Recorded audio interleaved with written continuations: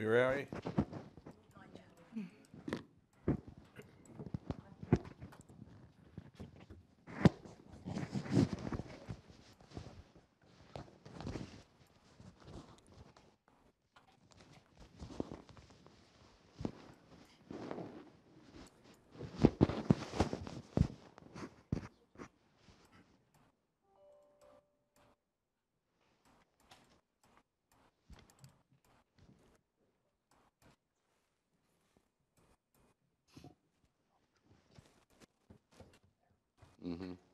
Should be able to.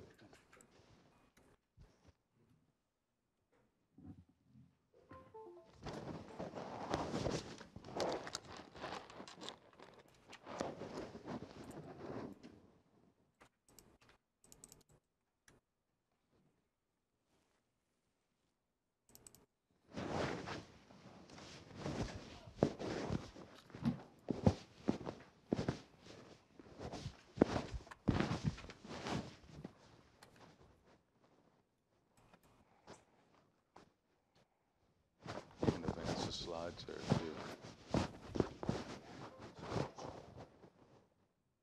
You'll be able to advance the slides.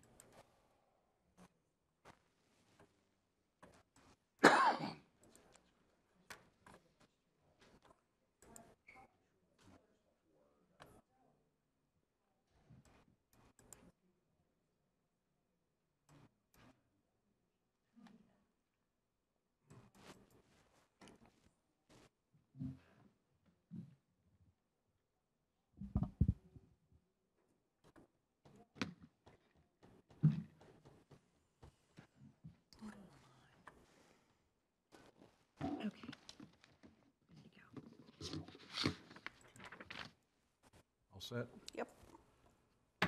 Good evening. Welcome to the September 13th, 2022 Murraysville Planning Commission meeting. Will you please all rise for the Pledge of Allegiance? I pledge allegiance to the flag of the United States of America and to the republic for which it stands, one nation, under God, indivisible, with liberty and justice for all. Thank you. Patty, will you please call the roll? Mr. Lemke? Here. Ms. Hoy? Here. Mr. Midal? Here. Mr. Patrick? Here. Mr. Olszewski? Here. Mr. Carnes? Here. Mr. Levesque? We do have a quorum. We have two public hearings this evening. The first one is CU 222, an application by Brandywine Green for a Pets crematorium on 103 Technology Drive. This is a 1.4 acre parcel in the B Business Zoning District. Mr. Long, are you leading the charge on this, or Mr. Rumbaugh? You're going to speak. I just want briefly. I just want to caution you all before I get hollered at. Please use the microphone. We are not technologically advanced here. Thank you very much. Could you Again, identify yourself, sir? I will. My name is Jim Rumbaugh, representing the Sampson Morris Group.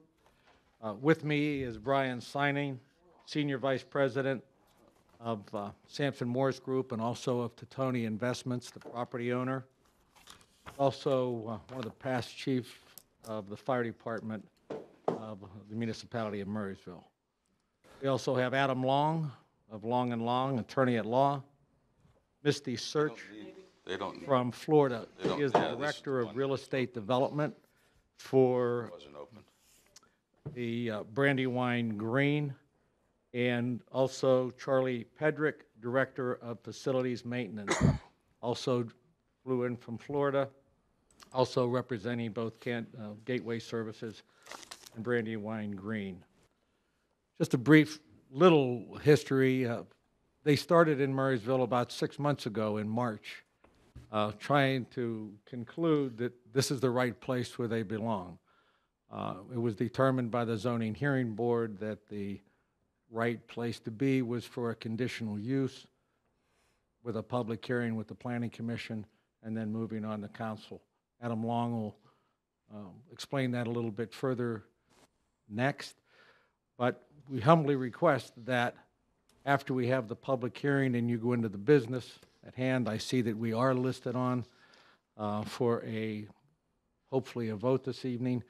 We would hope that after you hear all of the testimony, which will go on as long or as short as you would like it to be, depending on your questions, we feel we're going to answer everything that the ordinance requires, everything that you might want to know, and we request that you vote affirmatively at the end of the meeting.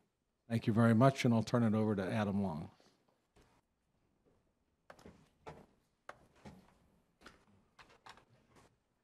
If you feel more comfortable, you can pull that microphone out and hold it in your hand.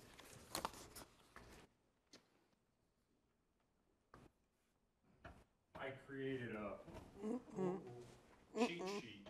Can't approach? No, you can, but you have to use the microphone. Oh, I have to take the microphone. Yeah.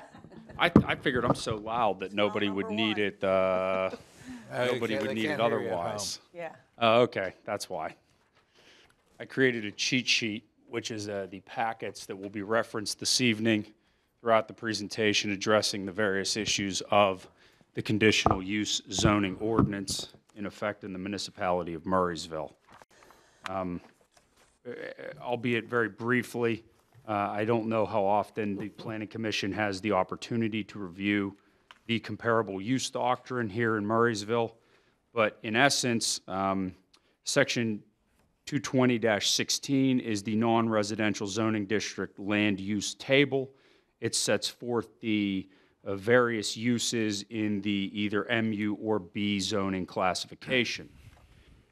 Anything not listed on that table, which a crematorium is not, is considered a comparable use not specifically listed under 220-31J.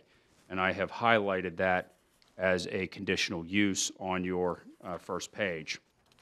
A comparable use has to still meet the requirements of both the bulk area and general business development standards.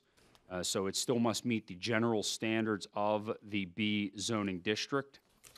Those are set forth on page 3 of your packet. And then again, you see that section 220-17 for the bulk area zoning table, such things as setback lines, minimum lot size, things of that nature, which I'm sure the Planning Commission is comfortable with. Generally, as you know, conditional uses have to meet with the general harmony, aesthetics, business purposes of the surrounding properties. Those are set forth in 220-30. And then at 220-31, standards for specific uses, specifically. In the interest of paper, I did not print all of section 220-31, only the first page, and then subsection J, which sets forth the specific criteria for anything not listed in the table at 220-16. I'll just forewarn you that then 220-31 also lists that we must comply with 220-33 performance standards regarding such things as noise, radioactivity, vibration, smoke, glare, etc. So the 3 witnesses that will be called, or the 3 individuals, will be addressing different areas, but overall, we're confident we meet these standards by a large margin. With that being said, I would ask Brian Synan to step forward.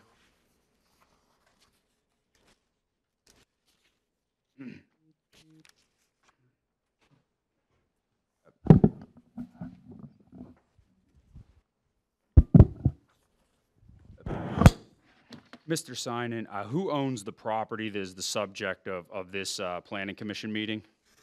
First off, Brian Sinan, Sampson Morris Group, authorized agent for Teutonia Investments. The building is owned by Teutonia Investments Limited Partners. And who is the general partner of Teutonian Investments? Sampson Morris Group Incorporated, And what is your role within Sampson Morris Group Incorporated? Senior Vice President and Broker of Record. First of all, do you authorize Brandywine Green LLC to proceed with this application for conditional use? I do. Are you familiar with the property? I am. Where is the property located? 103 Technology Drive in Murraysville. Is that part of the industrial park? It is the Murraysville Industrial Park. Okay. What are the general characteristics of the area where the property is located? It's approximately 10,000 square feet, industrial flex building located at the top of the industrial park in a cul-de-sac. I have, for the Planning Commission, put several color photographs in the packet indicating both the general area and the specific building. Mr. Sinan, do these pictures accurately represent 103 Technology Drive as it is today? They do. Will the size, height, or outline of the building be altered as a result of Brandywine's use? They won't be. How is the property accessed? Off of Technology Drive. Is the property, is it a thoroughway or a throughway, or is it a cul-de-sac? It's a cul-de-sac. Very little traffic. What are the normal traffic patterns of the industrial park? Very little throughout the day. Is there any pedestrian traffic? There's not. Is the building as constructed currently compatible or comparable to the surrounding buildings? It is. Do you know the square footage of the building? 10,080 square feet. And would Brandywine Green be the single tenant in the building? They would be. To the best of your knowledge, does the property and building currently comply with the business district performance standards? It does. And does the property and building currently comply with the business district area bulk regulations? It does. Does the commission have any questions of Mr. Sinan? Anyone? Not me. Nope. Before he departs, spell your first and last name, please. Sure. Brian, B-R-I-A-N, Sinan, S-Y-N-A-N. Thank you. At this time, I would ask Misty Search, Director of Real Estate Development.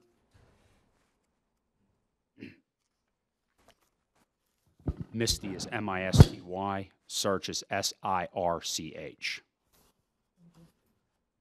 I'm assuming all of these are unsworn. Do you need them? I don't know. Is this to be sworn or unsworn?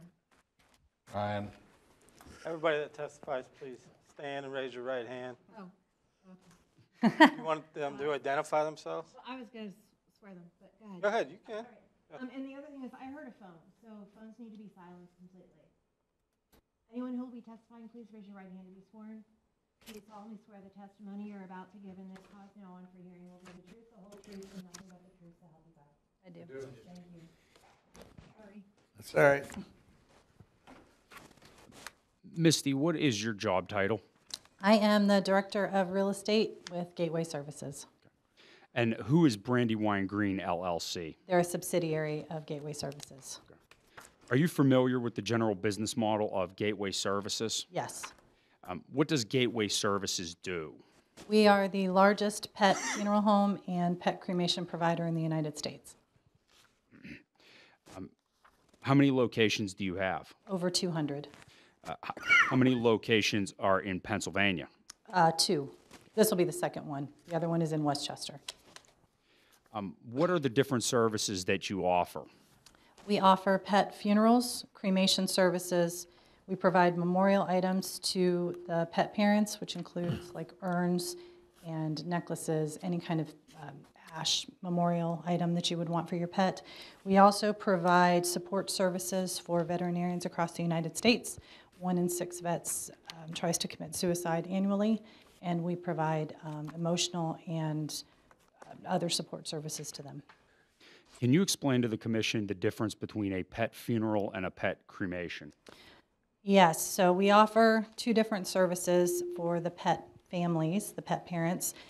They can come in and they can view their pets. So let's say your daughter is away at college and Fluffy passes away while she's gone, she can come in and say goodbye to the pet and imagine very much like a human funeral home. So there is a room with a viewing, there's a casket, and she could say her goodbyes there. Then they can also obviously have the cremation services.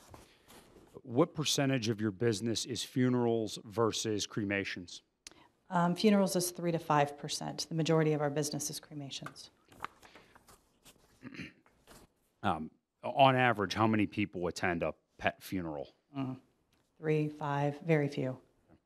Is there ever any time that a pet funeral gets larger? Yes. So a few weeks, and not very often, but a few weeks ago, we did a canine memorial in Clearwater, Ohio, or Clearwater, Florida. A service dog passed away, and the police did a procession to the final resting place. And so they came by the facility, said their goodbyes, and there was a helicopter flyover. It was pretty special. What is the general layout of a pet crematorium? So think of it again very similar to a human funeral home. So when you walk in, there's a reception area. There's an area where you can look and purchase and view urns and other memorial items. There's offices for our staff, and there's areas in the back where we do some of the packaging, and then obviously the cremation in the back, which is the warehouse area. Will you require interior alterations to fit your use? We will. Sampson will be providing those services for us.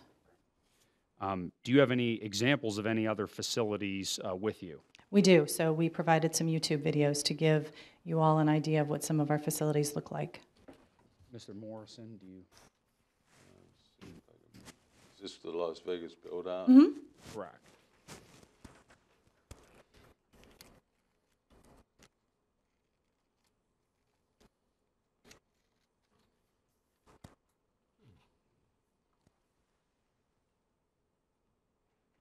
So obviously this was prior.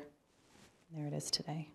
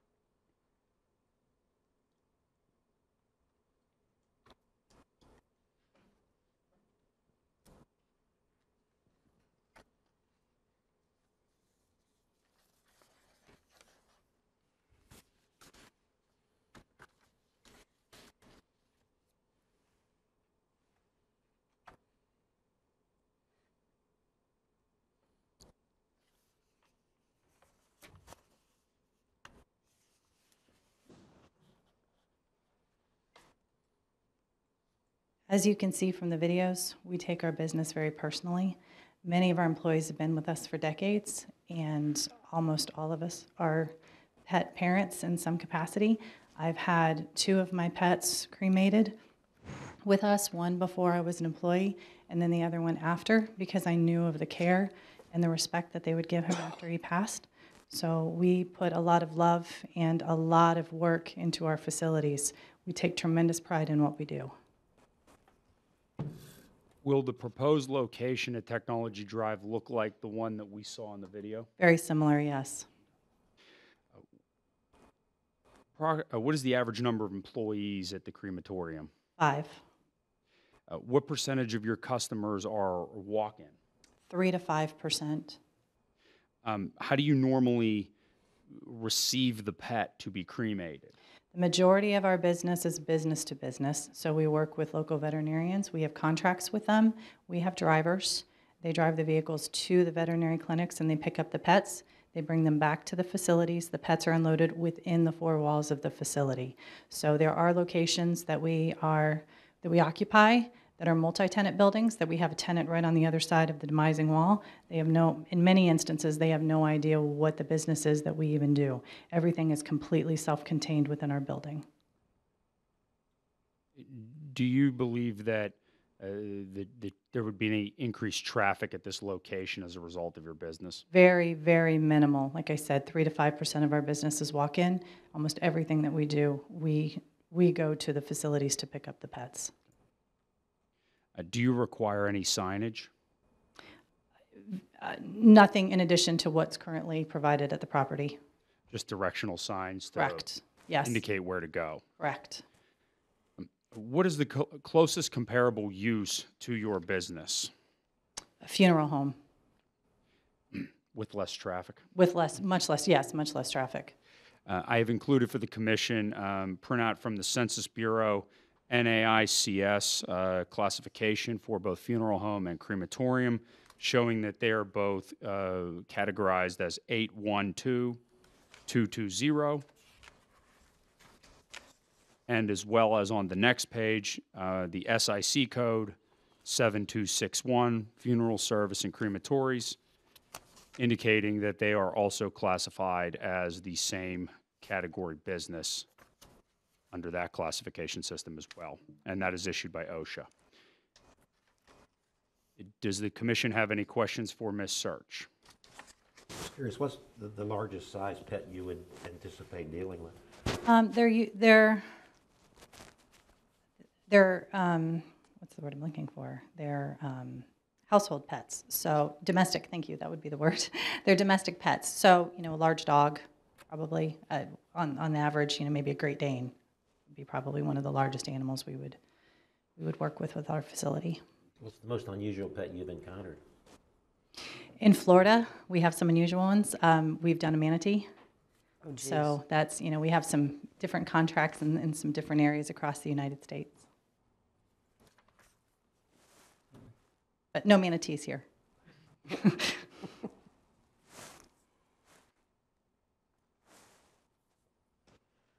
So your contention is that you're going to improve the facade of the building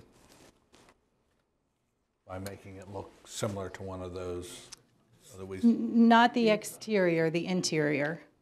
The interior of the building. Not going to change the outside facade? Correct. The exterior of the building will remain the same as it is today. Okay. That is correct. Any further questions? Not for me. I have one question. I assume a lot of people take the remains with them, but some people do not. What do you do with those remains? Mr. Chairman, I think you're just a little bit ahead of us. We have Mr. Pettiker, who will discuss all the technical disposal, mechanisms of this to meet the statute. If you would. I can hold that question. Thank you very much. Thank you for allowing us the opportunity to present. We appreciate your consideration. Okay. I did misspeak. Mr. Pedrick, excuse me. You spell it, please. Charlie Pedrick, P-E-D-R-I-C-K, Director of Facilities and Maintenance. Mr. Pedrick, as the Director of Facilities and Maintenance, what are your general job duties?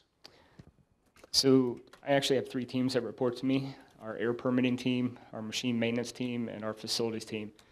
Facilities team does anything from the build out of de novos, brand new sites like this one, upgrades to facilities, machine moves, and then the machine maintenance.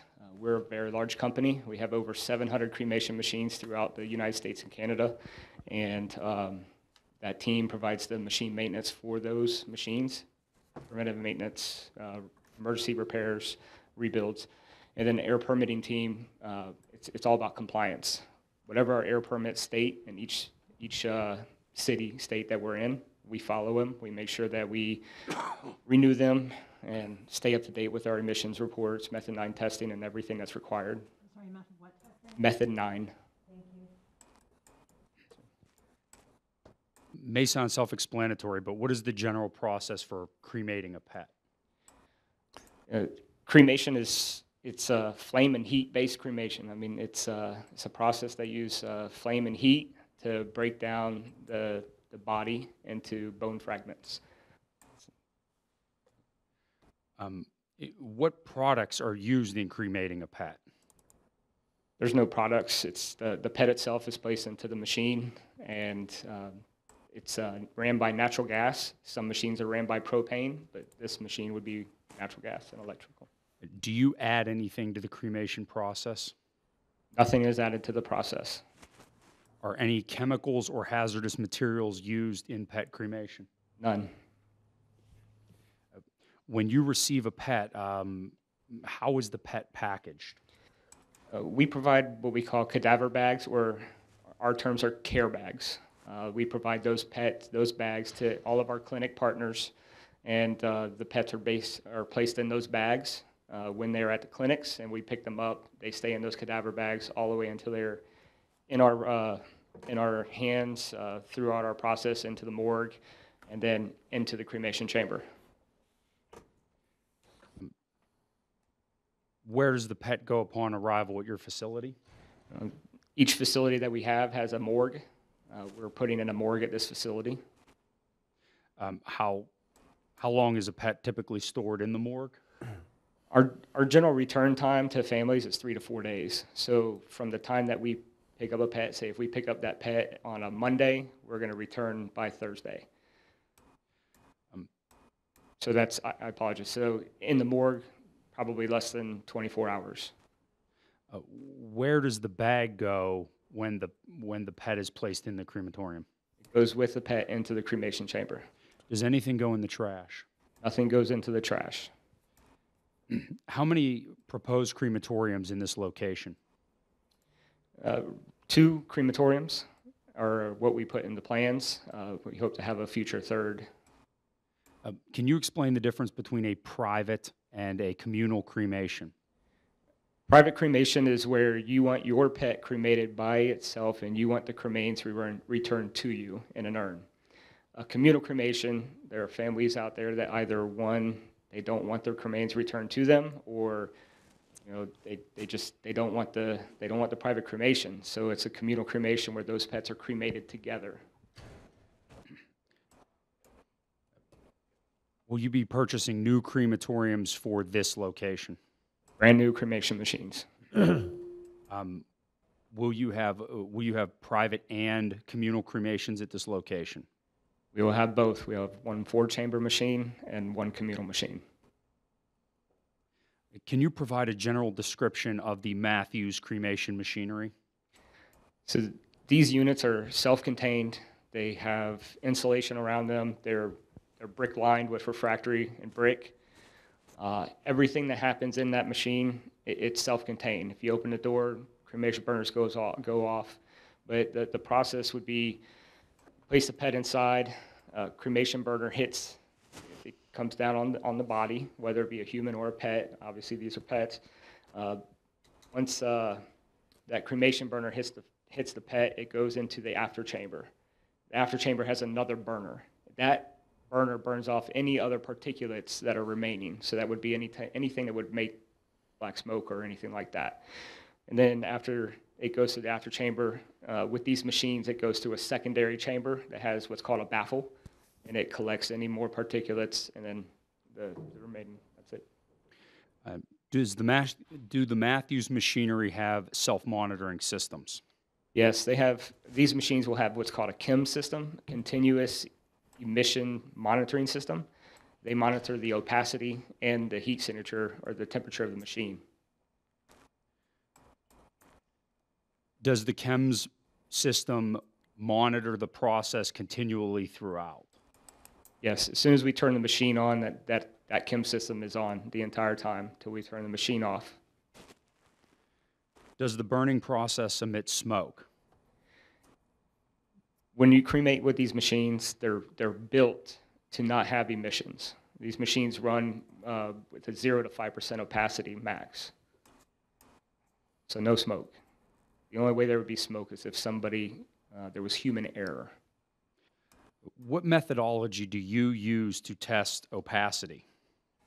So Under the air permit that we'll have at this location and every other location, they have what's called a Method 9 opacity test, is what it is. And somebody will come out and they'll sit outside, whether it be quarterly, semi-annually, or annually, and they'll look at the emissions, the crematory stack, and they monitor the emissions for an hour. There's certain parameters. The machine has to be at a certain temperature. You have to load the machine with a certain amount of weight of PET, and they watch that stack for an hour, and every 15 seconds they mark down what they see for opacity. When you use the term opacity, I assume we're talking about smoke. Correct. The degree of blackness of the smoke, which is tested under the Method 9. Can you describe briefly the interplay between the Ringelmann chart and the Method 9 testing? Right. So Method 9 testing it tests the opacity of the emissions. Well, the Ringelmann chart has 4 charts or 5 charts within it. So every 20 degrees of opacity. 0 to 20% is chart 1, 21 to 40 is chart 2, and then chart 3 is 41 to 60. And I believe under some of your code, the requirement is 60% opacity. But for us, our requirements under our air general permit are more stringent. They're tougher. We have to be below 20%. We cannot have anything at 20% or above for longer than a 3-minute period total within an hour-long period. And we're not allowed to hit 60% at all. So These are determined by judgment, by vision? So by you don't vision, have any yes. type of So electronic- you have to, it's like if you have clouds in the background or a tree in the background, you're supposed to have a mixture in the background. You're supposed to be able to see the emissions coming out of the stack, which will be just a heat signature. But opacity would be, if it's clear, that's 0%. If you had just a little bit of, say, gray or white smoke come out, it might be like a 10-15% opacity. And then, of course, all black smoke would be 100% opacity. Who do you get your permit from? What agency monitors this? The state of Pennsylvania has their own Department of Environmental Quality or Department DEP or DEQ. You've applied for this permit already? We have it on hold. Part of the permitting process states that we have to have approval for zoning, and so that's why we're here. And we do have our package ready to go. What % opacity does the Matthews machines typically run at? Under 5%, 0 to 5%.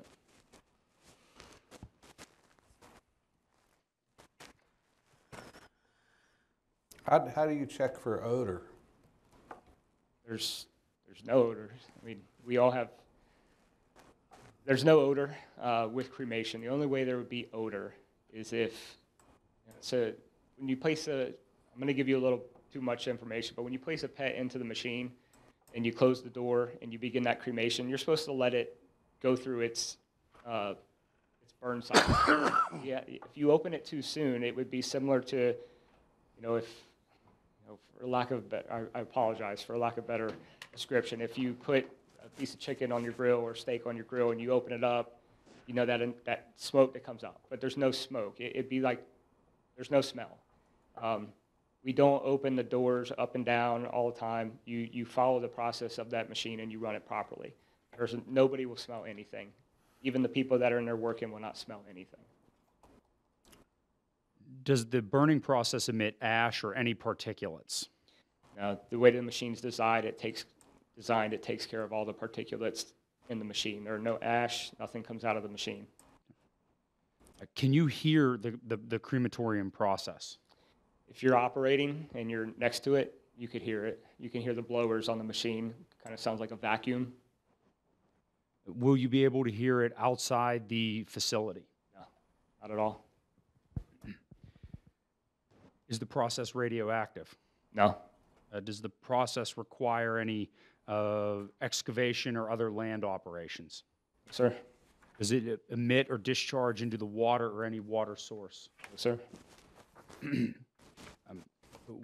You spoke briefly about your maintenance teams. What are the maintenance requirements of the Matthews machines? Each manufacturer has a recommended maintenance schedule. We provide preventive maintenance inspections once a year on all of our machines. Is that part of your property improvement plans? Sorry, property improvement. You routinely upgrade and service Yes, the so, machines? so the facilities team comes in and we do improvements on the site inside, making sure everything's good. With the maintenance team, yes, we do all improvements on the machines, or we'll utilize third parties. Will you do any horses, larger animals at this location?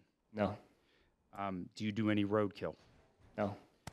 When the communal ashes, the ones that aren't returned to the family, where do they go? They'll go to our, one of our other sites in Grafton, Ohio. We have a cemetery there, and those cremains will be spread on that property. Will any remains go into the trash? Never.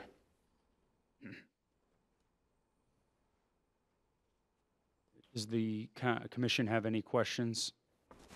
I do. What would the hours of operations be? Typically, when we start, it's around 7 a.m., and we're typically closed by 5 p.m., right at 5 p.m. And what kind of security will you have at this building? Security is like fire alarms, security alarms on the doors and stuff like that. I mean to ask, is the crematorium completely enclosed? Is it in the building? There's no open flame. There's no open flame to this, no. Are the machines locked when you leave? So, no, there's no lock on the machines. When you turn the power on, you have to physically push a button to open the door. When we leave, the machines are turned off. So there is like for instance, if we're doing maintenance, there's a way to lock the doors so nobody could close them or do anything while there's maintenance being performed. There's lockout, tagout on the breaker box, things like that. But there's no locks on the doors. Okay.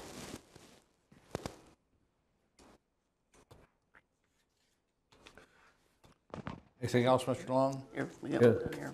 here. During the process itself, is there a red button, stop process button? Yes, so When is that used then? there's multiple things that happen with this machine. It's built with a lot of internal safety switches on its own. So it'll recognize if there's not getting enough gas. It'll recognize if the machine itself is getting too hot. It'll recognize and give us an alarm if there's a capacity that's too high. All of those things, these machines are meant to notify us on. It does have a reset. So like if something's not running right, a red light comes on right away. So we have to go and we have to look and figure out, well, what is it? Is it, what's the problem? And on these boxes inside the panels, it gives you a code with any alarm, anything that's wrong with that machine. And all you got to do is look at the list and it tells you what's wrong. For emergency shutdown procedures, you have emergency gas shutoff that'll be right next to the machine within an arm's reach. And then you also have the electrical shutdown that'll also be within arm's reach, which is normal with all these machines. Okay, so you have an integrated control system basically there. Yes, sir. Can the operator override any of that process? No. No. I mean, if the machine doesn't want to run and you try to keep it running, it's not going to run for you. Okay. You have over 200 places of business like this around the country, world, whatever. How many pets do you are cremated on an annual basis per location? So I don't have that exact number, but I will say that a lot of these permits, they state that you can cremate a certain amount of pounds per machine, per year, per month. We stay within those guidelines on all that, but each site is different, depending on if it's in a larger city or a smaller city, population and things like But that. you're doing hundreds. Hundreds we're at doing each location, thousands. maybe thousands at each location. Yes. Okay, upwards, up to that number. Okay, with that many experiences, what's your operational experience relative to issues, incidents, things didn't go right?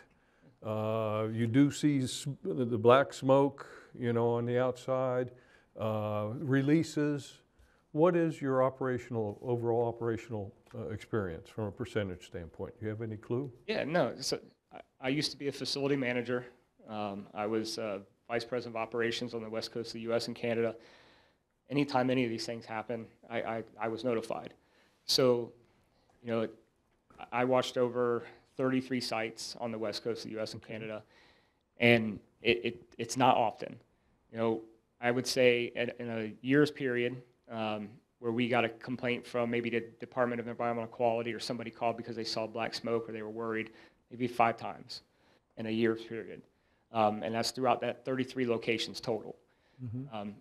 The other incidents, it's very seldom. We have our head, I'd say our support group, so regional manager above, we're the most qualified and experienced people within the pet cremation industry. So you have a lot, you teach your staff right and you know what to do and what not to do. Okay. Has your operating permit at any location ever been revoked or called back? No, sir. Okay, thank you. What are the conditions that would cause an unacceptable condition? I mean, if you have a black smoke condition, what happens? What physically happens? So when you place a pet into the machine, you have to turn the cremation burner on. Right? You put the button, you push the button and on. So if a team member failed to do that, pet was inside the machine, you would start seeing emissions. However, that opacity reader will also give us an alarm once it goes over 5%. Once it gives us that alarm, our team member will go, oh, what's going on? And he'll go over and he'll go, oh, I didn't push the burner. Hits the burner and it's corrected right away. And that's within that 3 minutes, you know, versus our requirement of our code. Sounds like I want to be a facility manager. You never had anything to do. Just out of curiosity, why is your permit regulated on pounds? So I'm sure you're all aware there's the green movement, you know, and so we have burners that are on these machines that produce better, you know, lower NOx levels, different things like that. We're better for the environment, I guess is the better way to put it.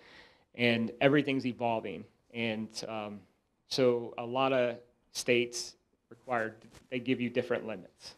And so it just depends, but it's the majority of them, you know, I don't know why. I don't know why. Some just require the pounds because they want to make sure that you're not, your emissions are not too high, if that makes sense. So there are emissions then to some level. 0 to 5% opacity, it's heat signature, there's NOx, yes, sir. All within the requirements of the DEQ. It seemed to me that the moisture content or the volatile content would be a bigger, you know, if you look at pounds, that doesn't tell you, what's the percentage of it is volatiles, what percentage of it is, is mass. I'm just puzzled by this whole thing. It's interesting, I'm learning a lot just hearing you. The thing that struck me was that this is the DEP now, is relying on a visual measure. It's a judgmental call. It's kind of like the referee in the, interference call we saw the other night. So, I mean, with today's, no, I'm serious, with today's instrumentation, lasers and what have you, this would be a cakewalk to automate that, but that's not your problem. With the SIM systems, though, with the CHEM systems, they monitor this. So a lot of the permits, and we'll be required to turn in a report that shows what we've done with these machines, and it shows the temperature, the opacity reader, and everything.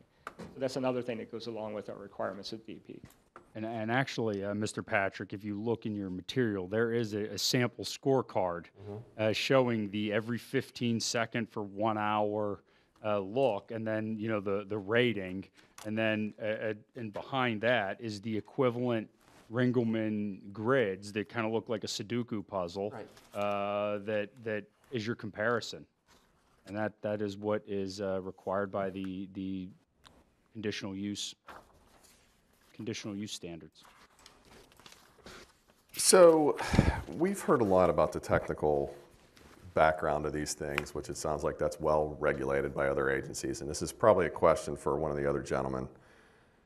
What was the, correct me if I'm wrong, that Flagger Force was a tenant in this building previously? That I cannot answer. I'm sorry, your name again, please. Brian Simon. Thank you.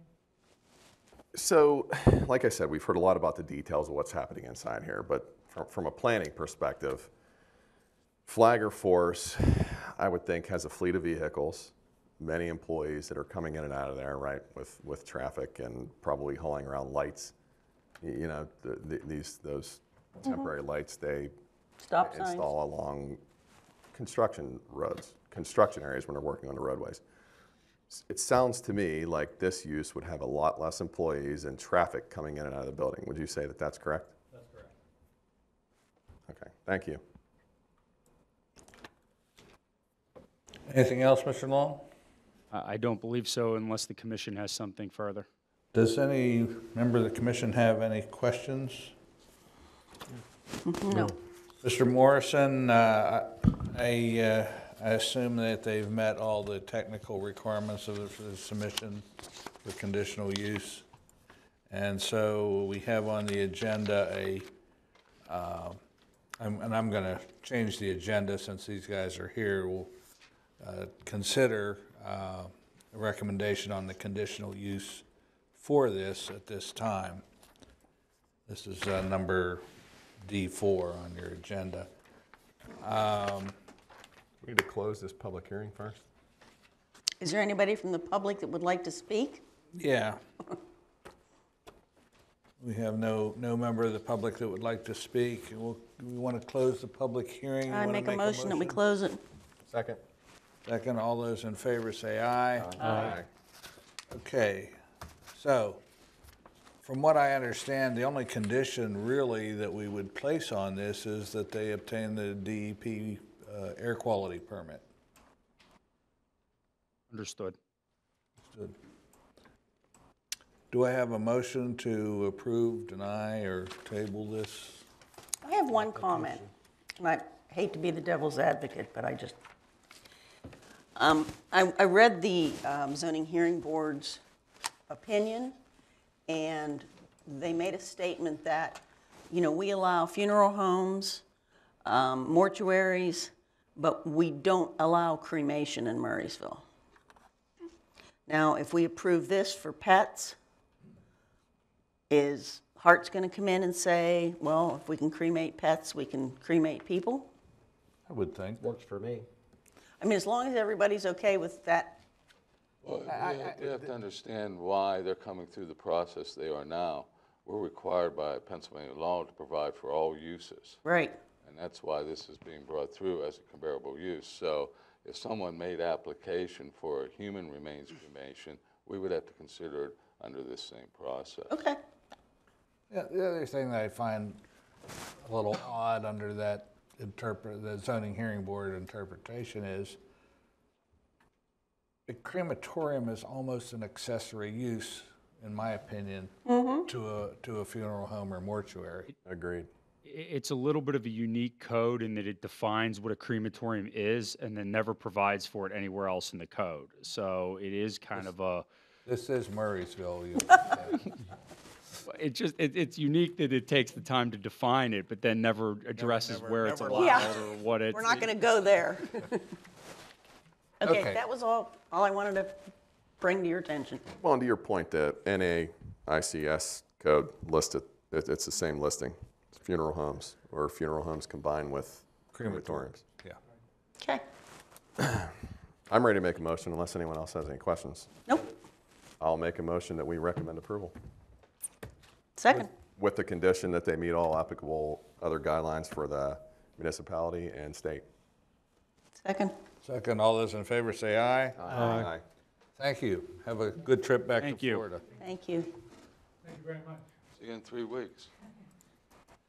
Okay, now we have a public hearing for the Lions Run Watershed Association. This is CU 522 for a major excavation to construct a passive mine acid treatment system on properties owned by the Lions Run Watershed Association, Jeffrey and Holly Pelusi, Kirk Rediger, and Caroline Lee, and Blackthorn Investors.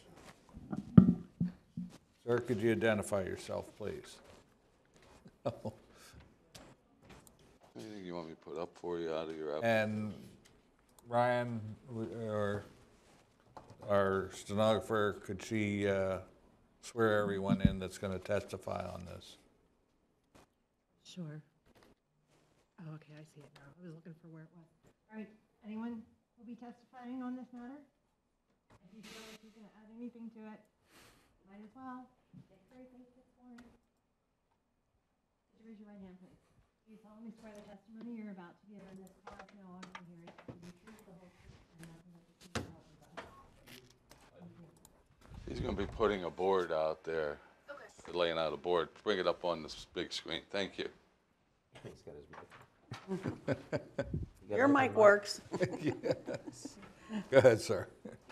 My name's Charles Kane. I'm a principal with Civil and Environmental Consultants, and I'm here on behalf of the Lions Run Watershed Association to discuss a proposed abandoned mine drainage treatment facility that is being proposed along Boxcar Town Road. It's right on the border of Murraysville and Penn Township, just off of where Boxcar Town Road comes off of School Road in Murraysville. I brought this exhibit with me just to kind of show the site relative to some of the local roads in Murraysville.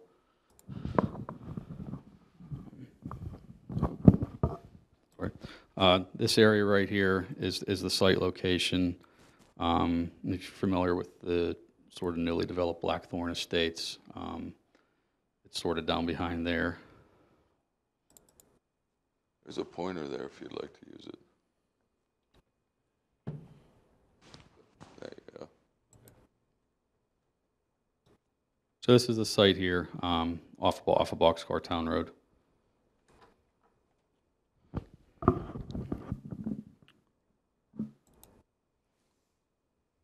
So as I noted, the LRWA is proposing to construct a passive acid or abandoned mine drainage treatment system. This project's located on 5 contiguous parcels. The area is zoned rural residential in Murraysville. It's a mixed residential zoning in Penn Township. The area was formerly the mine number 2 of the Irwin Gas Coal Company, last operated in 1920. You know, the project sort of came about following a study done by the U.S. Army Corps of Engineers. They did a reconnaissance study of the Lions Run watershed and identified 3 seeps that were significant sources of AMD. And the proposed project here intends to collect a surface flow from those 3 AMD sources and improve the downstream surface flow. Yes, sorry. So, the treatment facility will collect surface flow from the 3 seeps to improve downstream water quality and ecological function within the Lions Run watershed. So this location itself is along a tributary to Lions Run, you know, maybe 1,000 feet or so, or a little bit further upgrading of its tie-in to Lions Run itself.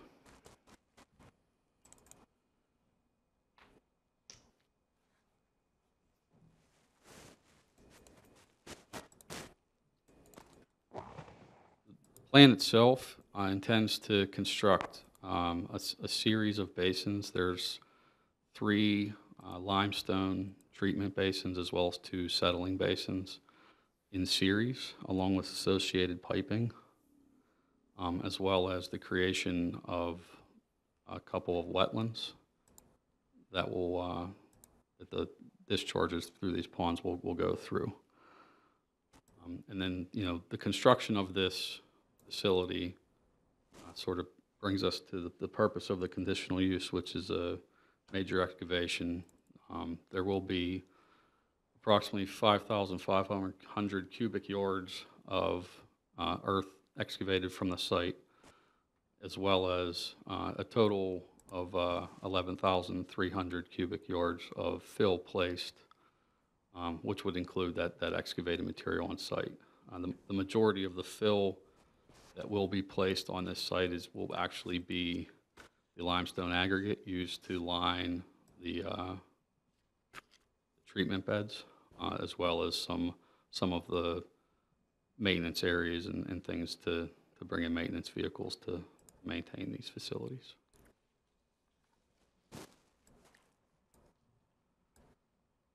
Have you identified a haul route?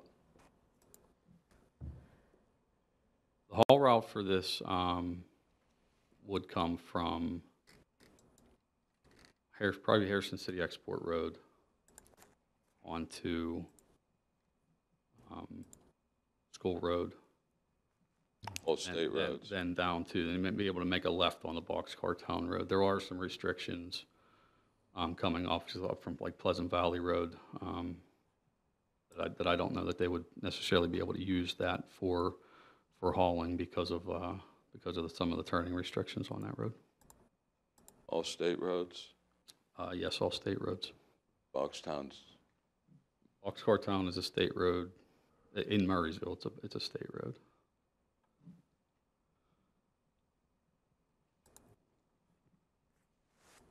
So you'll need an excessive haul permit? No, yes. From Murraysville or from PennDOT? From PennDOT. As far as I'm aware, there's not any additional permitting needed through PennDOT beyond our driveway application, minimum use driveway application for access to the site. Okay. So you bring the stone in on 10-ton trucks, you bring it in on trailers, or? I imagine the stone will come in on, a typical triaxle size truck. How much stone are we talking? 11,000 yards. Well, it's about, I would say it's about more like about 4,000 yards of stone to fill the basins. There's 5,500 yards of material on site that'll be reused. 4,000, maybe 4,500 yards of material that'll be aggregate, and the remaining will need to be imported. Oh, I misunderstood you. I thought you said structural 11,000 yards had to be imported. Yeah, that's the total amount of earthwork. On site and import? Correct. Okay. Are these beds lined in any way? Are they lined in any way? The treatment beds, I do apologize. I don't know the answer to that question off the top of my head. I would ask Ben if he knows if they're lined beneath the limestone. Need a microphone. Sorry.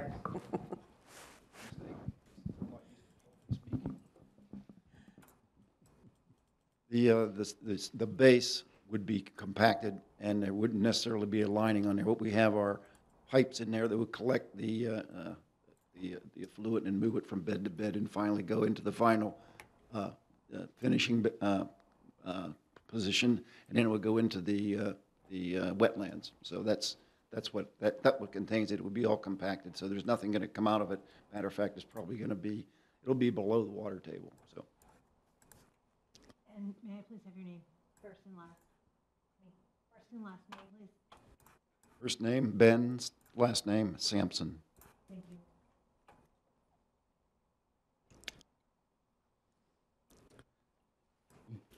In addition to the conditional use application that was submitted, there was a land development application submitted to Murraysville. Previous to that, NPDES permit was submitted to the Westmoreland Conservation District, which the review is completed. However, they are awaiting approval of a joint permit application that was submitted for this project to the DEP.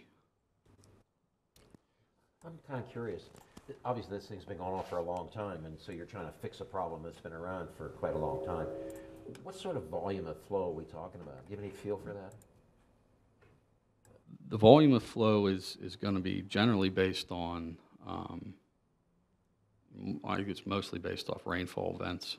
I believe that's what's going to carry these flows mostly. So do you have any feel for what the peaks would be, or? There's some information that I can look into. I mean, they are designed you know, we evaluated the drainage areas to the site. What will run through these systems, but I don't know the actual volumes of material off the top of my head. I guess it just seems to me that we're kind of putting a Band-Aid on the wound, so to speak. We can't really heal the wound because the source is this stuff. Water's coming down and leaching through the source and emitting an acid drainage. So that's the problem you're trying to fix, I guess. Correct. At the seep locations, piping will capture the flow from these seeps and pipe them into the system. The acid, iron, and aluminum will. Sorry, Acid, iron, and aluminum will, pass through the first limestone treatment bed. It'll move into a settling pond. Pass through a second limestone treatment bed, move into another settling pond, with the intended discharge from the overall system being neutralized alkaline water, which will then pass through two treatment wetlands before being discharged into Lions Rock. What I'm trying to get a feel for is what's the life of the system you're putting in? I mean,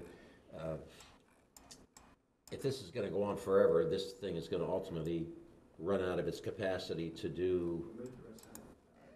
I can do it, I believe, yes. So the system can be maintained. The limestone beds are flushable, and they would actually be flushed on a fairly regular basis.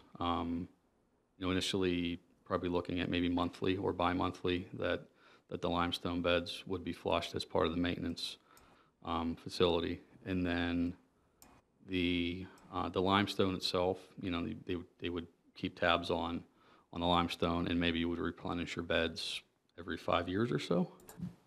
And then relative to the settling ponds and maybe some of the particulate and whatnot that settles in those ponds would be maintained on maybe a 10-year basis or so. Can you describe how that flushing process works? I'm just curious. I mean, we're all for what you're doing. I'm just really looking to be educated. I'm not the designer of the system. As I understand, the flushing process would just be to through sort of the gravity, a gravity approach to pushing water through the limestone itself and back through the system. And what's the source of that water?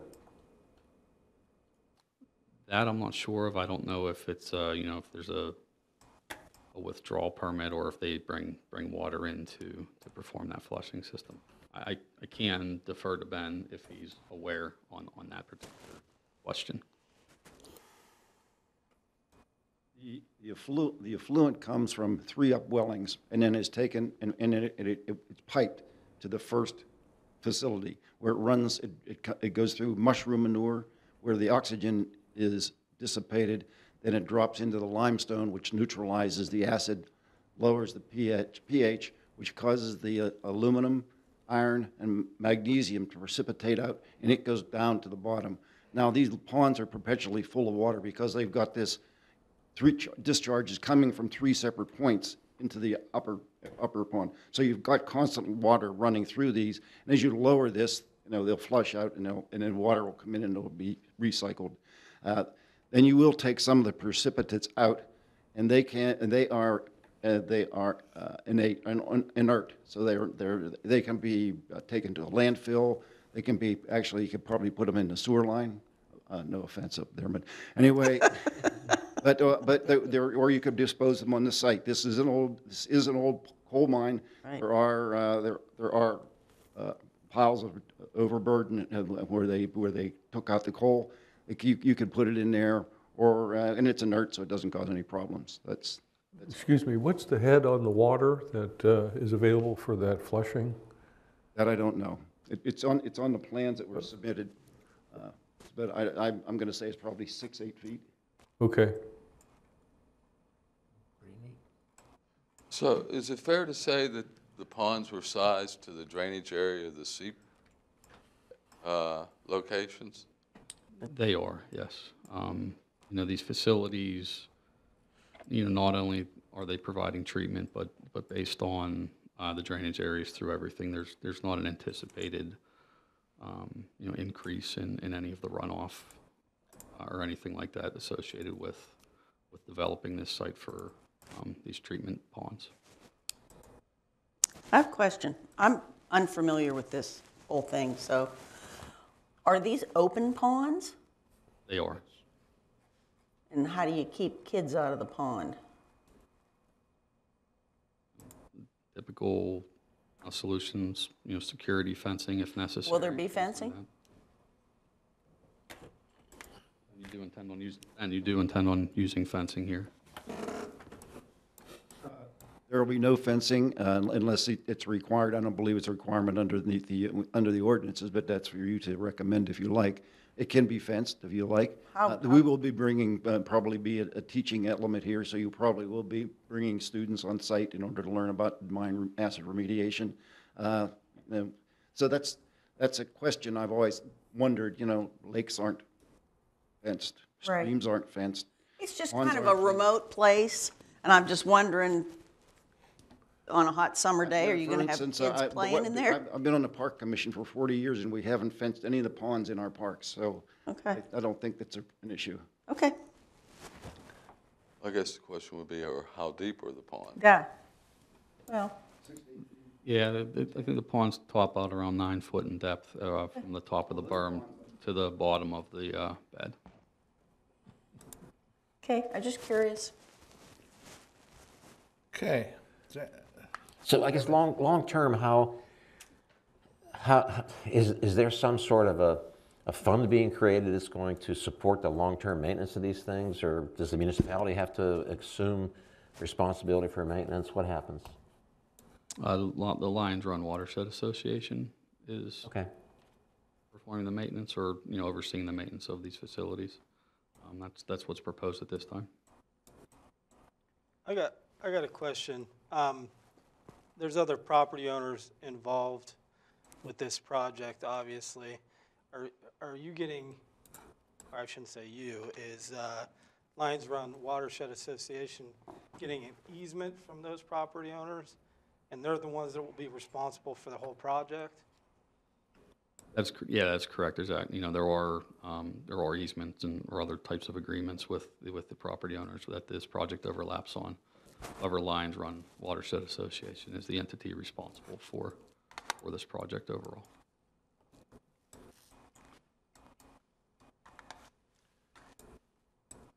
Any other questions down at this end? No. No? Nope. No? If there are none, ask for a motion to close the public hearing. So moved. Second? Okay, all those in favor say aye. Aye. Aye. So, Mr. Morrison, I don't see on the agenda here anywhere to make a recommendation on this. You can if you choose. I did not incorporate it on the agenda. I planned on bringing it back at the October meeting. Has there been a review conducted on this? Yes. Okay. Is there any issues outstanding that you are aware of? That I'm aware of. Mr. Maidon, I can look real quick here. Save them some time. So I looking in the Dropbox, which is always a scary thing to do. There's like 900 pages of reports and charts and figures and whatnot, and drawings.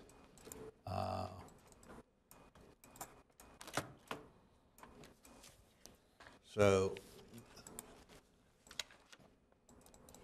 we will, this will be subject, when you plan on bringing this to us for a vote? October 11th. October 11th. Is there any reason we can't entertain a vote tonight? Do whatever you like, Mr. Patrick. Well, I think, didn't he ask you if there was anything outstanding that you were looking for? No. You said no. At this point. Oh, he said no. I didn't catch that. I was reading. Okay, well, Chair will entertain a motion if that's where you want to go. Okay. I'd like to make a motion that we forward on to council for approval the CU 522 application, Lions Run Watershed Association project. Second? Second, I assume there's the usual conditions as far as outside permits, NPDS, DEP, joint Staff permits. 6, yeah. I would suggest council also consider some kind of reporting on the flushing and maintenance of the system. They're going to generate a report that the municipality be provided a copy. I assume that there's going to be a report to the DEP on a regular basis. That'll ensure that maintenance is being taken care of there. Okay, include that in the motion. Happy to include it. Okay, any questions on the motion? Nope. All those in favor say aye. Aye. Well, we won't see you then. Thank you. Thank you, everyone. Good luck. Not that we don't want to see you again, See you, Ben. but we won't see you again. You can come back anytime. Okay, we'll get into the regular business portion. The public hearings are closed. We have minutes from August the 9th and August 23rd. Are there any comments or corrections to the minutes as presented? No. No. I have a motion to approve the minutes. So moved. Second? All those in favor say aye. Aye. Okay, under new, excuse me, I have to, on the previous vote for the public hearing, or for the Lions Run watershed, I must abstain because I am a member of the board of the Lions Run Watershed Association. Okay, under new business, we have, we want to authorize a public hearing for a request for Fox Jr. for rezoning a piece of property. And I guess this ties in with number 2, the hearing for Timothy and Patricia DiBiase. They're right next door to each other. They're right next door to each other. Do we have a date for that, Mr. Morrison? I'd like to talk to the commission a little bit. If you authorize these public hearings, there will be 5 public hearings scheduled for October 11th. You want to take any other business on the 11th, or do you want to have an additional meeting? What other business would we have on the 11th? We have Bustings coming back, and I don't have the other one in front of me, but there's another action item. And they wait until the second meeting? I see, huh? We can, if you want to have a meeting on the 25th. Ladies and gentlemen, what? I will not be here on October 25th, just letting you know that I've already got. Okay, so do you want to consider 5 public hearings on that night plus 2 other voting on two large projects? Sounds like overtime to me. Same price. Same price. Same price. 0. We're a fixed fee board. No good deed goes unpunished. What's your pleasure? You're not going to be here on the 25th. I will not be here on the 25th. I don't know about anybody else's plans. I just don't want to leave you without a quorum. I But can't I'm be leaving here. you. I can make the 25th if you have to have a second meeting. Jim? Yeah, I'm okay. Chris? I would be okay either way. What day of the week is the 25th? Tuesday? Tuesday. Tuesday? Okay. All right, I can be here. Last I looked, yeah. All right, so what do we want to do? 5 public hearings one night, and then take up these other 2 actual votes on the 25th. Is that what we want to do? You don't care. You're not gonna be here. Well, I'll be here on October 11th, so, you know, but I'm game. I just All won't right. be here that day. Very good. We're gluttons for punishment. All right, and then we have to authorize a public hearing for the conditional use made excavation for Bushy Run Developments, and that would be on the 11th as well, Mr. Morrison, is that correct? That's correct. Number 5 says you have to authorize advertising for a special meeting of the Murraysville Planning Commission on October 25th. Yes. I make a motion, because I won't be here. I'll second it. All those in favor say aye. Aye. Aye. Okay, old business. This is a recommendation for rezoning of a parcel of 21.76 acres of land on Logan's Ferry Road from R1 to R3. If we might, can we take these in inverse order and do Tommy's Car Wash first? Mr. Schneider has to drive back to Erie, so I'd like to get him out of here. Sure. No problem with that. Okay. Go ahead. Well, it would be Tommy's Car Wash then instead of, Okay, are you representing Tommy's Car Wash? I am. You can bill both your clients for tonight. You betcha. You got me at the end. All right. But you've learned so much. I told Ed, I said I'm good at the end because I have about a 2.5-hour presentation. Oh, good. Oh, God. You're going to be on the 25th of October. I can't be here on the 25th. All right, so you want to talk about Tommy's Car Wash? Okay. Okay. I believe we asked for a canopy over the vacuum. Got it. I think we've answered all your questions. I think we've taken all your advice, and we've restyled the Tommy's Car Wash with all the things that you wanted. There is a canopy over the. Well, a question has arose. There are what appears to be vacuums up against the building. Let me bring the engineers up.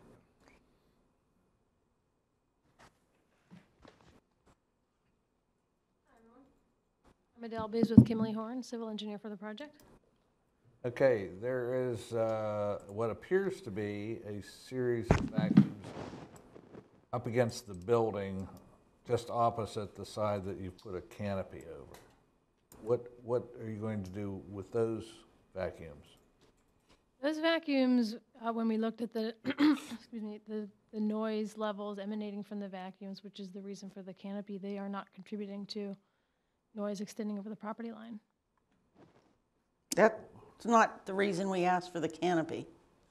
The reason we asked for the canopy is in Murraysville's ordinance, any outdoor machinery, shall we say, is supposed to be covered. So the code reads that automated washing facilities are to be enclosed in 2 walls and a roof. But the vacuums are not automated and they're not part of the washing operation. How's our ordinance read, Jim? I would have to take a look at it. It addresses automated washing facilities, meaning the jets in the water and all the work that goes into the automated washing facility. Yeah, that's not what I was talking about. Yeah, but if you use that argument, that says you don't need the canopy out of the other place.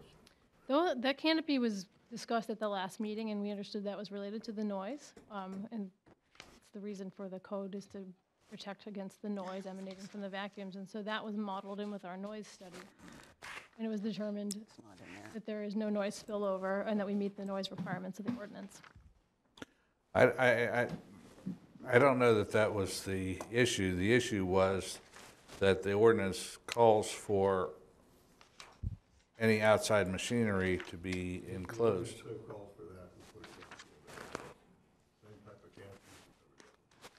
That's fine. Yeah. They're so easy to deal with. You can make that as a condition to the approval. If the ordinance says it requires the canopy over that, put the same canopy over that. Thank you. That's the only, Mr. Morrison, is there any other outstanding issues on this other than there's a noise issue, right? I received their response to our noise consultant's review on Monday. That still needs to be responded to, so I would say subject to stamp of approval from our noise consultant. Okay. There was a couple other things that we had talked about earlier on, was the lights, trying to control lights after closing, just security lights around the building, the parking lot. That's fine. And then Did we ever define hours of operation? We did. 7 a.m. to 9 p.m. That's I'm sorry. 7 a.m. to 9 p.m. I'm trying to do two things here. Okay. And Something about signed and sealed drawings. Are all the drawings? the drawings have been signed and sealed. Architectural drawings Or not? are not, but they are supplied to the building code reviewer, and the architectural drawings will be developed. So that would be a condition of That would be a approval. condition. what did we ever decide on the facade of this thing? What, Well, we changed it to a brick, and you suggested a gray. At public hearing with the planning, with the council, it was suggested a red. So we'll do either gray or a mix? whichever you want. Okay. And we changed the facade. Yeah, that was already resolved. I just want to make sure we're covered on that. Looks like you got gray and red in there, in the elevations. Is that what I'm seeing? Well, the red is what was called plume, which isn't a plume, I think. Facade, and it goes with the gray, but it also goes with the red. Either Oh, you need to use a microphone. Oh, sorry. the red that you see is the facade, and the brick, all the rest of it is the brick, and that was suggested to be gray, which makes sense going with the red. But if they want red, we'll make the brick red. Either one works. Okay. Well, that The leaves- language reads as follows: all automated washing facilities shall be in a completely enclosed building as defined by this chapter. All other washing facilities shall be under a roofed structure which has at least 2 walls. Okay. All right, so the gentleman's already agreed to put a canopy over that portion. Canopy over. Yeah, okay. So we have 3 waivers that they've requested. And they are, could you read them, please? Yes, they would prefer to be exempt from the environmental and community impact studies. Number 2 is be exempt from an air quality study. Number 3 is be exempt from a hydrogeologic study for the proposed project. And we have to approve the conditional use first, correct? That's correct. Yes. Let me see what else I had.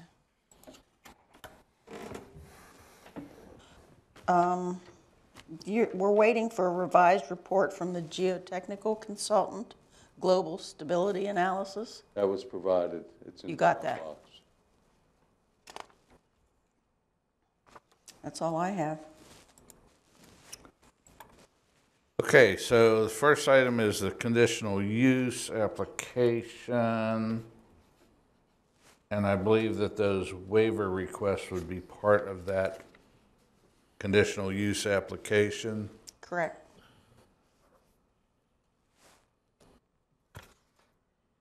Canopy be part of the site plan application. Right. And the noise study would be part of the, Site plan. noise study be part of the site plan, I would think. It's a separate ordinance requirement. So I would say it's be part of the conditional use. It's not a land development. Okay. All right, so Chair will entertain a motion to recommend approval of the conditional use subject to the 3 waivers that are enumerated on the plans, the noise study, and the noise study being reviewed by our consultants. Anything else on that? The canopy over the, That's a site plan issue. no, that was conditional use. Is it? Yeah, it's listed. All right. 2031. All right, Mr. Chairman, Good. let's get to this. Where are we? Okay. I am making a motion to recommend that we move on to council for their approval. This is for the conditional use for Tommy's Express Car Wash. And that conditional, that's not an SP. Oh, it's CU 122, 2 parcels. We have 3 waivers that are part of the conditional use. We require that noise study and then the review of the noise study and the additional canopies over the vacuums on the side of the building. Second. Any questions on the motion? Hearing none, all those in favor say aye. Aye. I abstain. Abstain. Okay, and then now we have the, I have a motion on the site plan. Somebody else can do that. That's SB 122. I assume the same conditions would apply for SB 122 in the motion. And we need to approve a lot consolidation there too. Oh, that's true. Mr. Chairman, I make the motion that we approve the lot consolidation. I read all the easements Yeah. and stuff, so I think that's good to go. Okay, do we have a number on that, Mr. Morrison? On the lot consolidation, it was incorporated in the land development. Okay, so the site plan approval would include the lot consolidation. That's correct. Have a motion? I make that motion. Second. Second, all those in favor say aye. Aye. Opposed? Abstain. Abstained. Good luck. We get coupons or something for Did that? we do the site plan? You just did it. We just did it, okay. There's a You got lot a of- recommendation on gray or red? Dark gray. No, no. Well, you know, whatever that is there, that signature mark Yes. is red. I don't know if you want red on red. I would certainly recommend gray. Yeah, I think it looks good as it stands in the elevations. Yeah. big improvement. Thank you. Good. You're welcome, thank you. Been a while here, but. Okay, the next is a rezoning request for the 21.76 acres of land on Logan's Ferry Road from R1 to R3.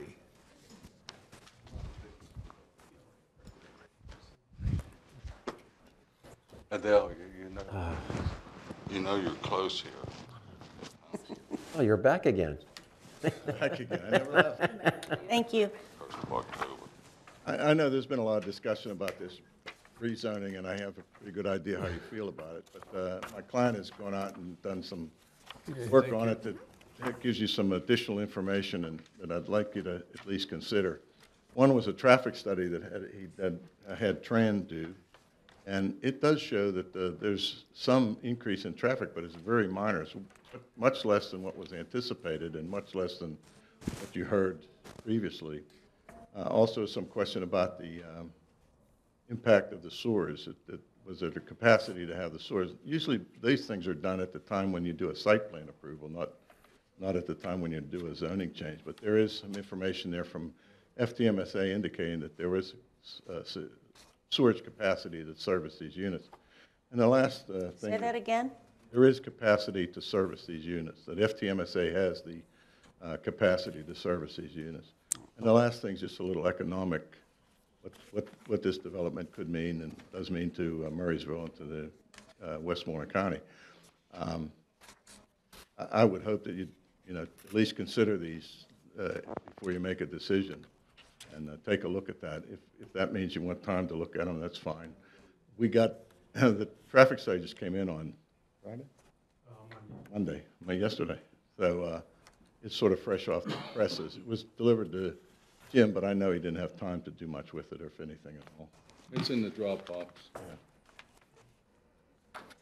At least we consulted Mr. Morrison about the methodology that was used for the traffic study. I think our consultant confirmed that the methodology used in the traffic study is acceptable to the municipality. And the important thing, if you see in the printout, there is a table 1. Basically, they have compared 3 different scenarios, the existing R1 and the requested R3 with a combination of 11 townhomes and 4 to 5 single-family homes, and then the R3 with high-density development. So they have basically compared all those scenarios and come up with the averaged weekday trip. And using that, they have calculated in table 2 the impact on the vehicles per day volume. And if you see during the day, the percentage increase is less than 3% due to this proposed development that we are planning. So we thought this could be an important piece of information that can be considered. So as I'm reading through it quickly, it's saying that you'll generate 206 more trips per weekday, 11 more trips AM peak, 14 PM peak, and 11 more trips on Saturday peak, with then 4 single-family dwellings under the existing R1. Is that correct? Correct, yeah. So, not having read this through,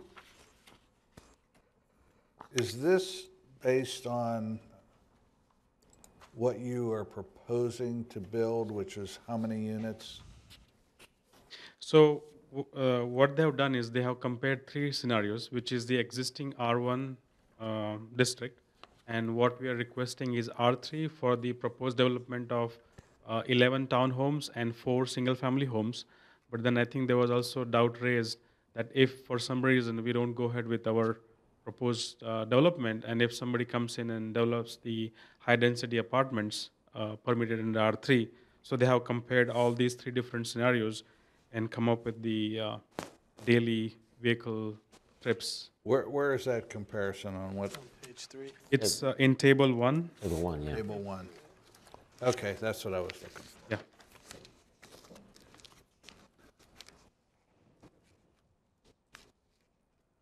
So it could be as many as 244. Correct, yeah. That is for the high-density development, yeah. But what you're requesting is really, What we're requesting is basically going to increase, we'll have 138 trips compared to 38 in the existing zoning. Whereas if we go for the high-density R3, it will generate 244 versus 138 in our proposed development. So there is a difference about 100 trips. Yeah. The topography doesn't allow you to do. Yeah, that's another. Much other than what his plan is. Yeah. So if you look at the existing topography, even if you go for the high-density apartment buildings, you can't really build that many because the land is not flat, and depending on the number of units, we will have to also come up with the parking provisions, the number of parking provisions for the number of units. So if you consider all that, it's not economical to build apartment buildings there, and that's not what we intend to do it anyway, right from the beginning. okay, so your proposal is to build, 11 townhomes and 4 single-family homes. okay. So they mentioned here 6 single-family, but you're really only doing 4. Yeah, they just took the worst-case scenario. If you build 2 more, depending on the topography, if we have to add more. So they just took. So it's 138, but it could be a little less. Correct, yes. Okay. Refresh my memory here. What's the total acreage? It's not enough to be It's to apply 19 for a PRD, correct? Correct. It's a not enough. 19.3 acres. I think PRD requires minimum 25 acres. Yeah, 25. 25, yeah. Okay. And you said something about there was something from the FTMSA? Correct. From the FPMSA. And that's, Where's that? Dropbox. it's in the Oh, it's in the Dropbox. Dropbox. And I think it's No, I looked. It's No, not. it's not with this. Okay, but their letter said that there was sufficient capacity. Correct, yeah. For what we are proposing. Is there any additional information that you have for us? Yeah, other than that, I also did some calculations. I know it is not really a factor that will be considered toward the decision, but anyway, I did it just to show how it will generate revenue for the municipality in terms of the real estate tax and the earned income tax. So very conservatively considering 100,000 as the income of the family and the average values of the property, we came up with around $121,000 revenue per year minimum, and the maximum could be in the range of 200,000 based on Is what that- we're proposing. Is that the municipality share or the total revenue, total real estate tax revenue? So we considered 1.45% real estate tax and 1% earned income tax. So I believe that goes to the municipality, right? Okay, but those figures do not include the school district's No. portion of this? No, we did not. Okay.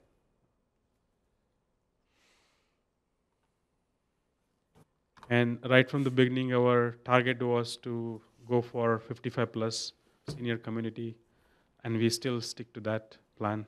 You know. Unfortunately, we cannot. That's the problem. We can't. We can't put those place that stipulations condition on there. upon Yeah, that. no, I'm just putting that. Yeah, I understand. Well, ladies and gentlemen, what's your thoughts or pleasure on this? I'm not in favor. Okay. I don't have a problem if you want to take that information and review it or have someone review it from the municipality to make sure it's correct. Do you want more time to review this new information that we just received? And I think it's straightforward. The information's right there. I'm surprised that it's that low, of an addition, that small of an addition. But it is what it is.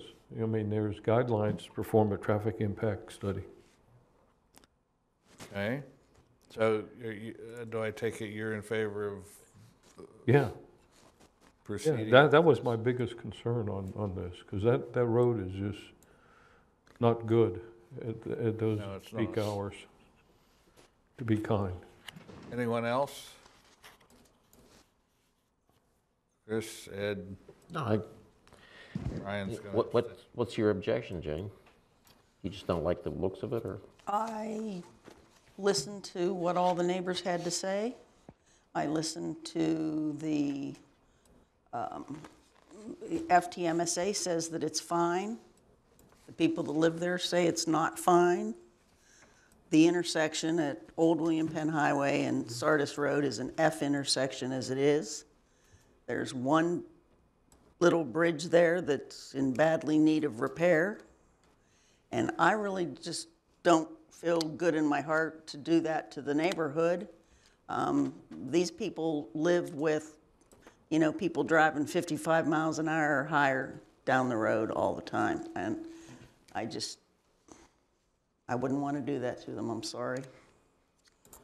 I'm all for progress, but I think that's just a bad spot for multifamily housing. That's just my opinion, so you guys can vote any way you like. I will remind council that there were 3 properties associated with this rezoning that were added in at the staff's recommendation as to not to create an island of R1 there, if you recall. Yes, and those people were not. here to protest. That's correct. But this request includes those other properties. The request was only for the property being presented tonight. The other 2 properties were added in by staff after discussion with Planning Commission based on our concerns of creating that R3 island or R1 island there. So my question is their this zoning request including those 2 parcels? It was advertised as a rezoning of the 3 parcels. So is the 21 point so many acres, does that include those? That's correct. Those 2? The 19 is only our parcel. Yes. Right. We only applied. I understand, but I just want to make sure we know what we're voting on. I have reservations about it. And then my reservations stem from I understand about the citizenry and the neighbors complaining about the sewage service and the traffic, and it is a mess down there. And because I'm on the FTMSA, I know that there's sewage problems there, which eventually will get resolved. My reservations stem from the fact that on the one side of the street, you have a bunch of single-family homes as a neighborhood, and then you'll have directly across the street from it a multifamily development. I understand it abuts Franklin Town, which is R3. However, there's a topographic separation between them. Those are my reservations. On the other side of the street, you not only have Franklin Town, you have a number of duplexes, and you have a commercial condominium, and you have... No, Charlie, you don't. Not on the other side of Logan's Ferry Road, you don't. No, not on Logan's Ferry, but right up the street you have all that. Yeah, but it's around the corner. It's not connected with this. The people across the other side of the street seem to be more connected with it. As I said, those are my reservations. Jim, has it ever came up, is there any mechanism or a procedure for a variance or a waiver to allow a PRD to take place in a piece of property that doesn't meet the acreage requirement? I believe, in my opinion, it would require a zoning amendment. That would require an amendment? Okay. That's my opinion. Well, a variance could be hardship. You know, well, not only not a hardship, but it could be considered a de minimis thing. Well, that's a hardship. One of the conditions for a variance is that you can't use the property in any other way other than what you need the variance for, and that's not true here. I mean, Yeah, you could build some homes. You can build. I'm guessing we met with Brian Allmeter, and he thought that you could probably build 5 single-family homes there. But, so we couldn't. I don't think you could get a variance on it. And if it's not rezoned, you could not build the townhouses because R1. multifamily is not permitted in an R1 zone. You don't have enough acres for PRD. For your PRD. On the other hand, while I have my reservations, what they're proposing, 16 units or 15 units on 21 acres, doesn't, 19 or acres. 19 acres, No. doesn't sound all that bad. I agree with everything you said, Bob. I just, we're rezoning it for ever. Yeah. And the potential exists then for something else to come along. Well, that might not be appropriate for there. Any other thoughts? Nope. Well, someone care to make a motion one way or the other to forward this on to council, or do you want to take Mr. Hagenroeder's suggestion that we review the new material that they furnished us It was just tonight? an alternative. I don't think praying over it is going to make any difference. I'm kind of leaning toward sending it on to council, and if they don't have any heartache with it, to go. 'Cause I agree with you that when you look at the density into that area, it's not outrageous. Does not necessarily have to go to council. Say what, Mr. Does not necessarily have to go to council. It can die here. Well, it can die before council, too. Well, let's just take a vote. Do you want to send it to council? Send it to council. With the recommendation to do what? I'm not in favor, so the only recommendation I would make would be to say no, but you know, we've got others here. Is that in the form of a motion, Mr.? I will make a motion that we deny this request. Recommend denial. Recommend denial of this request. Is there a second? Motion dies for lack of a second. Someone care to make a motion to recommend to council that this be approved?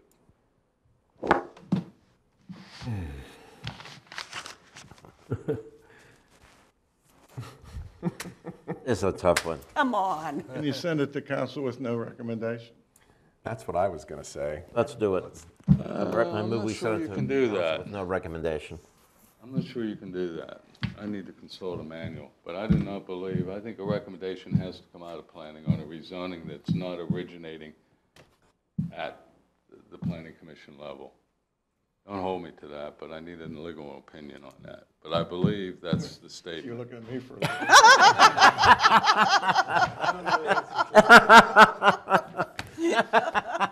Well, how about Brian? I don't know. Well, The language is if it doesn't originate at the planning commission. it what has does to that go- mean? It If the doesn't, amendment doesn't originate, the amendment to the zoning ordinance does not originate at the planning commission. It has to come to the planning commission for recommendation, I believe, is the C requirement. If you give me a second, I can find out. We'll grant you that latitude. We're on the clock, so we're good. Remember that in the MCP.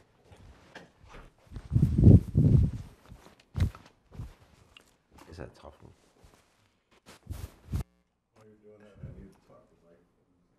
The problem with rezonings like this is, precedent setting. well, it's not only precedent setting, because you're going to have, you know, as the municipality moves forward, you're going to have this all the time. I think the issue that I see is because you cannot contract zone in Pennsylvania. It would be nice to say, oh yeah, we approved this, but you can only build so many units. But we can't do that. According to municipal procedures, zoning amendment checklist from the zoning planning series of the Pennsylvania Department of Community and Economic Development. Municipal procedures, receive or initiate the proposed amendment. If not prepared by the municipal planning agency, the proposed amendment must be submitted to them for recommendation at least 30 days prior to the public hearing. What's That's, that mean? that's not the municipality's I'm planning sorry. code. You're the planning commission. Right? The amendment didn't originate here. You didn't create the amendment. It was petitioned. But So it has to be submitted to you for 30 days prior to the public hearing, which it was, Okay. and you have to make a recommendation. For a recommendation, at least What are 30 you days prior quoting to the out of? public hearing. The MPC. Is it the MPC or something else?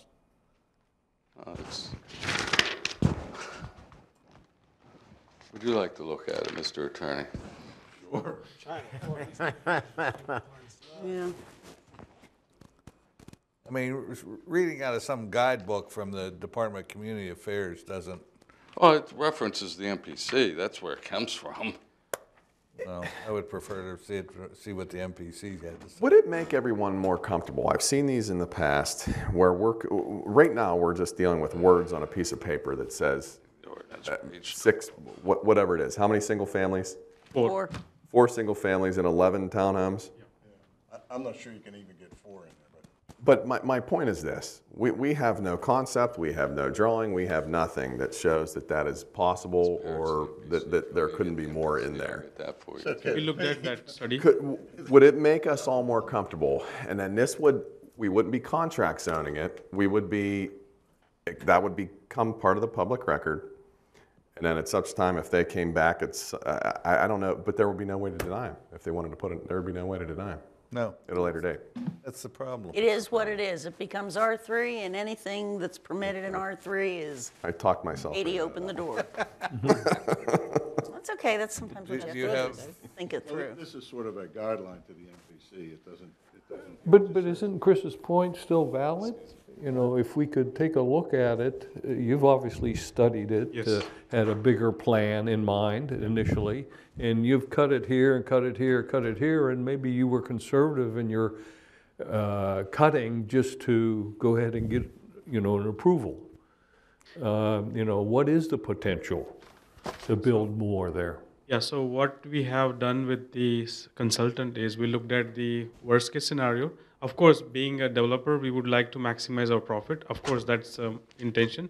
But then we have to also see whether it is economical to do that, right?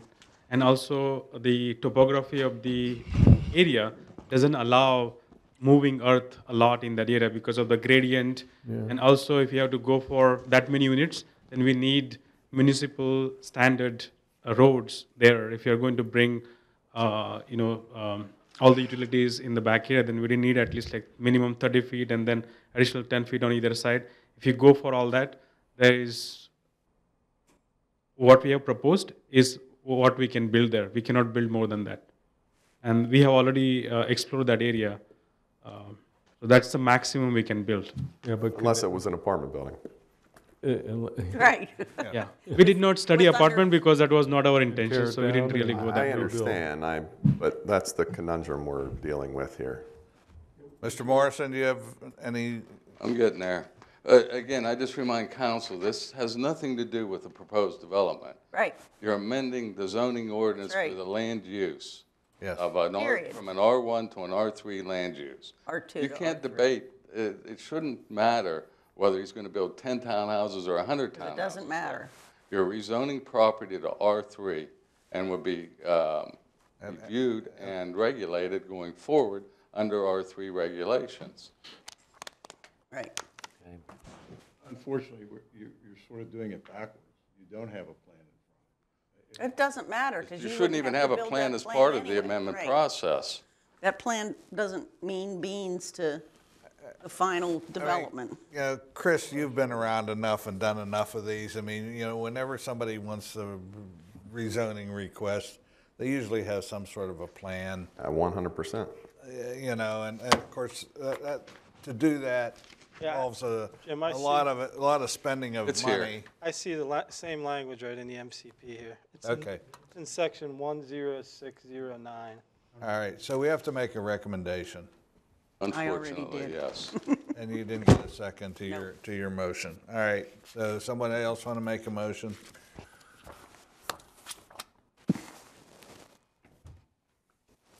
Or do you want to think about it? I mean, Yeah, I don't want to waste any. I think that, Jim, you clarified for us, basically what we're doing is we're, changing the zoning of that property. You're changing that map from an That's right. R1 to an That's all we're R3. doing. That particular piece of property, or 3 pieces of property in this case. And the surrounding properties are what? R2. R1. Oh, there are one? Yeah, well, yeah. Across the street. No, I'm talking about Across the street's R2 across the streets in R2. Franklin Town. Right, that's They're R3. higher, just the same Clifton as. Estates. Put that up on the screen, please. What are we doing? Here's the map. A map. The R1 area is, lot 3304 is the 19.2 acres that was requested. Incorporated in that was 3325 and 3350, which is under one ownership. Yeah, 3 of them. 1, 2, 3. R3, Franklin Town. R2, residential neighborhood, Logan's Ferry Road. Wow. This is the back end of Cliffside Estates there, Clifton Vista. Clifton Vista, affectionately known as Cliffside Estates. And that's, up the top of the hill. That's a PR, R1. that's a PRD? No, it is not a PRD. Yes, it Big, is. No, it's not. Different size, not. I could be wrong. I thought that was a PRD. I thought it was too, because that's where this remaining parcel comes from, yeah, it was all one. out of that PRD. I think that was 22 acres, which is shorter than 20. It is not a PRD. It is not a PRD, yeah. It's a 22 Okay. acres. All right, so Anybody have any words of wisdom in form of a motion? What if there's no motion, send it to council with no motion? I think we decided we're You not. violated the MPC. That's my opinion. I'm not an attorney. What will they do to us if we? Cut our pay. Well, I'll tell you what it will do with the room packed full of residents. If they get an attorney who understands the law, he'll have an objection. Yes. They're going to have an objection anyway. Yeah. Well, I think they'll have a viable opinion as to why it was an invalid approval. Okay. Well, let's, no. So if this was made an R2 versus an R3, what does that do for you? Nothing. Nothing. They still can't do multi. Because you can't do multifamily and. No, R2, I think we can still do townhomes, right? You can do maybe duplexes or something. You'd probably have to start all over. You might be able to do R2 will allow us, I think R3 allows 7,000 square feet lots, and R2 allows like 10,000 minimum. So that will still, that's the only difference I see. Says they have to submit the amendment to plan. We have, It doesn't say we have to recommend. That's right. What? It says that this has to be submitted to planning for recommendation. It doesn't say we have to recommend. That's what the MCP says. I'm not an attorney. I mean, I don't have case law in front of me, but certainly that's not totally clear to me. It says it has to be submitted for a recommendation. for a recommendation, but doesn't say planning is required to make a recommendation. That's very attorney talk. Do what you like, gentlemen, ladies and gentlemen. I don't know. I think the fact that nobody's willing to make a recommendation speaks volumes. Well, I think we just got a thought here. What about sending to council with a recommendation to not approve it? I made that motion. Okay, but now that we've talked about it. We can remove. We can re-remove, or we can. All right, well, Reconsider. Mr. Chairman, I would like to make a motion that we forward this on to council without our recommendation for approval. So moved. Second. Everybody understand the motion? All those in favor say aye. Aye. Abstain. Well, the intent of the motion was to not recommend approval. That's my Or intent. basically to deny, Right. recommend denial. You'll understand that? And then council has the right to overrule it. They don't always listen to us. Yes. Do you have a statement of reason? I'm sorry, please? Statement of reasons for denial? I said my piece. I don't think that the road can handle any more traffic. I don't think the bridge can handle any more traffic. I don't think that Sardis Road and Old 22 can handle any more traffic right across the street from the fire department. And I listened to what the neighbors had to say. They're very much against it. The people whose single-family homes were part of this were here and said they were against it. So, That's and my I just biggest feel it's a factor. bad location for this. To me, the issue of precedence, I think, is an issue for me. I mean, when we're talking about going from R1 to R3, and that's where I have a problem.